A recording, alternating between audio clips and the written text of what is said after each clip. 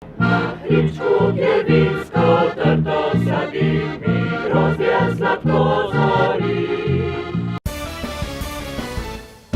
Pozdravljeni, danes smo se občani zbrali na 13. rezi Johanezove trte, spomladanski prvi dejavnosti ob tej naši trti, ki nas združuje.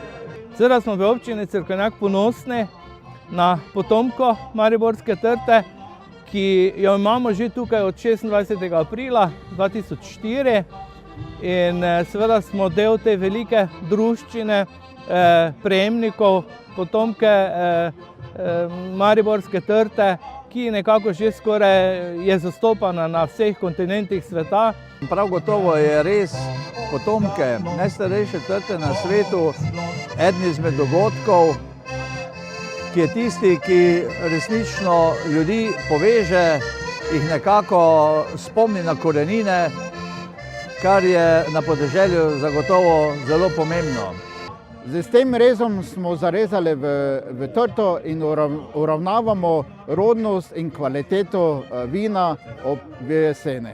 Gotovo smo danes pod vodstvom viničarja dobro obrezali in verjamem, da bo letina odlična. Ob tej priložnosti smo tudi razdelili cepiče Johanezove trte. Verjamem, da so vsi ti naši prejemniki tudi ponosni na to, da so dobili ta cepič in tudi, da jim bo lepo uspeval. Z velikim veseljem si vam posadil na svojem domu tukaj v Cogetincih. Cepljenka je eno simbolno dejanje, ki meni daje, lahko rečemo, neko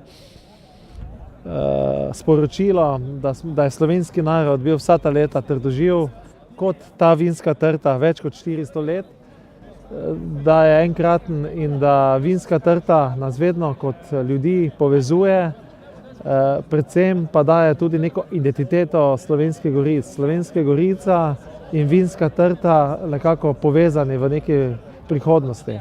Die Gemeinde Cerkvenjak ist eine sehr schöne und erfolgreiche Weinbaugemeinde und es ist eine schöne Tradition.